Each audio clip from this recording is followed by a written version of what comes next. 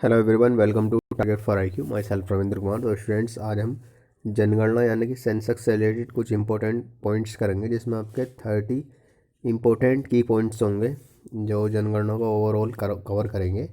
और खासकर यहाँ से क्वेश्चन बनने के चांस रहते हैं, तो 1 से 2 नंबर पूरे पूरे चांसेस यहाँ से आपके बने। स्पेशल बिहार एपीओ के लिए है आपका जो एग्ज़ाम है। नियर बाई जो भी एग्ज़ाम है उनके लिए भी काफ़ी इंपॉर्टेंट है। तो चलिए शुरू करते, देर न करते हुए।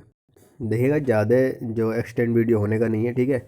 और आप किसी भी कोर्सेस वगैरह से रिलेटेड क्वेरी चाहते हैं तो दिए गए नंबर पर आप व्हाट्सअप या कॉल करके इंक्वायरी कर सकते हैं। चलिए, बिहार के बारे में ही नोट पॉइंट है। पहले बिहार की 10 की वृद्धि कितनी है? 25.4 है। और लिंगानुपात जो है वहाँ का 918 है। जनसंख्या घनत्व जो है वो 1106 है। साक्षरता लिटरेसी जो है कुल 61.80 है। पुरुषों की, मेल की जो साक्षरता है वो कितनी है? 71.20। और महिलाओं की 51.50। ये तो इम्पोर्टेंट की पॉइंट हो गए बिहार के। राष्ट्रीय जनसंख्या नीति शुरू करते हैं। और आपको पता होगा जो हमारी जनगणना है वो वैसे तो 15वीं है, लेकिन जो स्वतंत्र भारत के यानी कि फ्रीडम इंडिया की है वो 7वीं जनगणना है। ये भी आप याद रखिएगा, काफ़ी इंपॉर्टेंट पॉइंट है। और जो हमारी जनसंख्या नीति है वो 2000 में आई थी। बस डेट वगैरह याद रखें ना रखें, लेकिन सन 2000 ये ज़रूर याद रखें, ईयर ज़रूर याद रखें, ठीक है। और इस बार की जनगणना में यानी कि 2011 की जो जनगणना थी उसमें 29 क्वेश्चन थे। कितने थे? 29 क्वेश्चन थे, काफ़ी इंपॉर्टेंट है। नेक्स्ट अगर हम बात करें क्वेश्चन की, तो भारत में पहली बार जनगणना किसके काल में शुरू हुई थी? लॉर्ड मेयो के 1872 1872 में शुरू हुई थी। और रिपन ने आकर के इसको 1881 यानी कि 1881 से क्रमवार कर दिया था। मीन्स हर 10 साल में होगी, ठीक है। ये आपको पॉइंट्स याद रखना है। भारत में मिलियन प्लस आबादी वाले कितने शहर हैं? तो ये 35 है। वैसे इतना इंपॉर्टेंस पॉइंट नहीं है ये इंपॉर्टेंस पॉइंट है आपका 2011 की जनगणना के जनगणना आयुक्त कौन थे? तो ये थे सी चंद्रमौली, ठीक है। कौन थे? सी चंद्रमौली। नेक्स्ट है, वह राज्य कौन सा है जिसमें भारत की कुल जनसंख्या का 16% से ज़्यादा भाग निवास करती है? तो वो है पंजाब। नेक्स्ट है आपका, जनसंख्या की दृष्टि से भारत का सबसे छोटा केंद्र शासित प्रदेश कौन सा है? वो है लक्षद्वीप। और केंद्र शासित प्रदेशों में सबसे टॉप पर जो लिटरेसी है वो लक्षद्वीप की है, काफ़ी इंपॉर्टेंट है, याद रखिएगा। नेक्स्ट, जनसंख्या की दृष्टि से भारत का विश्व में कौन सा स्थान है? दूसरा, पहला चीन का, आपको पता ही होना चाहिए। नेक्स्ट, जनसंख्या घनत्व का क्या अर्थ होता है? तो प्रति वर्ग किलोमीटर में रहने वाले व्यक्तियों की संख्या, यानी कि पर किलोमीटर में जितने भी, पर स्क्वायर किलोमीटर में जितने भी व्यक्ति रहते हैं उनकी कुल जनसंख्या ही जनसंख्या घनत्व है। नेक्स्ट है, देश में किस स्थान का लिंग अनुपात सबसे कम है? तो आपको पता ही है, हरियाणा का। और सबसे ज़्यादा केरल का है। नेक्स्ट है, जनसंख्या के आधार पर अब भारत का दूसरा सबसे बड़ा जिला कौन सा है? तो वह है पश्चिम बंगाल का 24 परगना। पहला आपका जो जनसंख्या के आधार पर सबसे बड़ा जिला है वो महाराष्ट्र का ठाणे है। क्वेश्चन भी आएगा आगे अभी। नेक्स्ट है, भारत में प्रतिवर्ष किस देश की जनसंख्या के बराबर वृद्धि हो रही है? मतलब प्रतिवर्ष, तो वो हो रही है ऑस्ट्रेलिया। मतलब सिंपली कहें तो हम एक वर्ष में ऑस्ट्रेलिया बना देते हैं एक पूरा। नेक्स्ट है आपका 2011 की जनगणना के अनुसार जनसंख्या में वार्षिक वृद्धि दर क्या है? तो 1.64%, ठीक है। ये वार्षिक है, याद रखिएगा। अगर 10 के जाएगा तो 17.17% 17.7%। तो यहाँ पर दो फैक्ट है, एक तो वार्षिक और एक 10 की है, तो दोनों में अंतर याद रखेगा। नेक्स्ट है, जनसंख्या की दृष्टि से भारत का सबसे बड़ा केंद्र शासित प्रदेश कौन सा है? तो दिल्ली है ही, ठीक है। नेक्स्ट है, किसी राज्य के पूर्ण साक्षर घोषित करने के लिए कितने परसेंट साक्षर होना चाहिए? तो 90%, यानी कि लिटरेसी स्टेट घोषित करने के लिए कितने परसेंट वहाँ के जो व्यक्ति हैं लिटरेसी होनी चाहिए वहाँ की? 90%। काफ़ी इंपॉर्टेंट पॉइंट है। नेक्स्ट है, मेट्रोपॉलिटन नगर की जनसंख्या कितनी होती है? तो इनकी जनसंख्या 10 लाख से अधिक होती है। नेक्स्ट है आपका 2011 की जनगणना के अनुसार भारत की जनसंख्या कितनी है?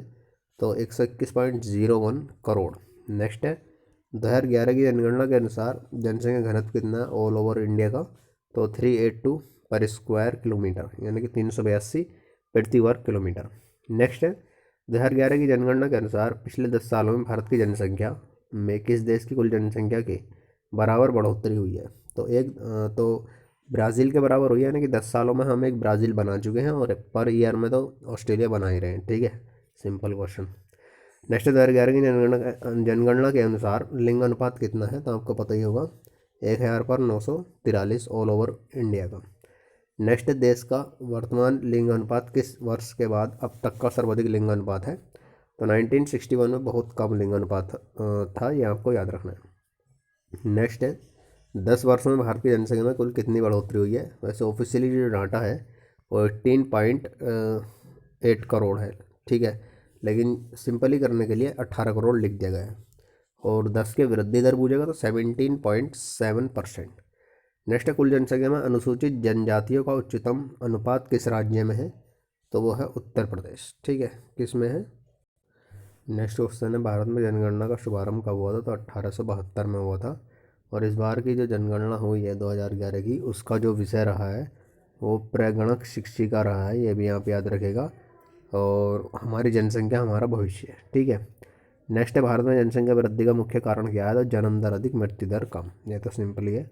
नेक्स्ट है, भारत में जनगणना कितने वर्ष बाद की जाती है? 10 वर्ष बाद। नेक्स्ट है, 2011 की जनगणना के अनुसार देश की कुल जनसंख्या में पुरुषों की हिस्सेदारी कितनी है? 51.47%। और महिलाओं की बाकी माइनस कर दीजिएगा। नेक्स्ट है, भारत के किस राज्य में पुरुषों की संख्या महिलाओं की संख्या से कम है? तो ये है केरल, ठीक है। साक्षरता दर भी यहाँ की है काफ़ी हाई है और पुरुषों की संख्या कम है यहाँ पर, ठीक है। 2011 की जनगणना के अनुसार देश की कुल जनसंख्या में महिलाओं की हिस्सेदारी कितनी है? तो 48.53%। नेक्स्ट है, जनसंख्या के आधार पर अब तक का सबसे बड़ा जिला कौन सा है? तो महाराष्ट्र का ठाणे। नेक्स्ट क्वेश्चन है, सबसे अधिक अनुसूचित जनजातियाँ किस राज्य में निवास करती हैं? तो मध्य प्रदेश। निवास के लिए कहेगा तो मध्य प्रदेश। नेक्स्ट है, 2011 की जनगणना कौन सी जनगणना थी? तो 15वीं। और स्वतंत्रता के बाद कहेगा तो कौन सी थी? 7वीं। तो ये तो आपके इम्पोर्टेंट की पॉइंट हो गए हैं। बाकी इधर से भी थोड़े फैक्ट देख लेते हैं। क्वेश्चन पूछा जाता है कि भारत में किस वर्ष को मध्यम वृद्धि का वर्ष कहा जाता है? तो याद रखिएगा, जो मध्यम वृद्धि का है वो 1921 से 1951 तक का है, ठीक है। और कहेगा महान विभाजक वर्ष, तो वो कब का है? यानी कि वृत्त विभाजक वर्ष 1921, ठीक है। काफ़ी इंपॉर्टेंट है, याद रखिएगा। और जो मध्यम वृद्धि हुई है वो 1921 से 1951 तक हुई है। तीव्र वृद्धि पूछेगा तो 1951 से 2011, ठीक है। बाकी पूछता है और क्वेश्चन कि सबसे ज़्यादा जनसंख्या वृद्धि दर किस स्टेट में देखने को मिली है? तो मेघालय में सर्वाधिक जनसंख्या वृद्धि दर हुई है, आपको याद रखना है, काफ़ी इंपॉर्टेंट है। और न्यूनतम वृद्धि दर जो है नागालैंड, यहाँ पर माइनस में पहुँच गई है, यहाँ पर जनसंख्या बढ़ी भी नहीं है और उल्टी माइनस में पहुँच गई है, ठीक है। बाकी केंद्र शासित प्रदेश में जो 10 के वृद्धि दर है उसमें टॉप पर दादर नगर हवेली है, यहाँ पर जनसंख्या बढ़ी है।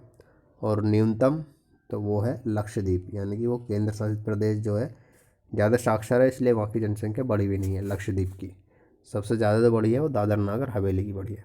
तो ये कुछ की पॉइंट्स हैं जो आपको अच्छे से देख लेने हैं। बाकी नेक्स्ट वीडियो आपका जल्दी से कोई इम्पोर्टेंट टॉपिक पर ही होगा जो बहुत ही यूज़फुल होगा। मिलते हैं नेक्स्ट वीडियो में, तब तक रहिए, जय हिंद, वंदे मातरम।